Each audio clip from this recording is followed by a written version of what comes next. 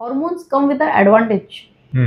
तुमच्या oestrogen FSH LHचं काम फक्त प्रेग्नन्सी आणि फर्टिलायझेशन हे नाहीये, पण त्याचं काम असं आहे की it is keeping your cardiac health, your blood vessels आणि बोन्स इन गुड कंडिशन. इस्ट्रोजनमुळे ब्लड वेसल्स थोडे डायलेटेड राहतात. त्याच्यामुळे फिमेल्समध्ये स्ट्रोक आणि कार्डियक अरेस्ट म्हणजे हार्ट अटॅकचं प्रमाण कमी राहतं. So I am quite not comfortable with early menopause, कारण आपला ॲडव्हान्टेज लूज होतो. Our hormones give us a advantage. कसं आहे, the nature has done it such a way की it is looks like it is only for conception, but it is not for conception. Our hormones are a blessing. आणि म्हणूनच you will rarely get a call saying की एक female has collapse age 40 with heart attack, कारण we are under the protection of our hormones.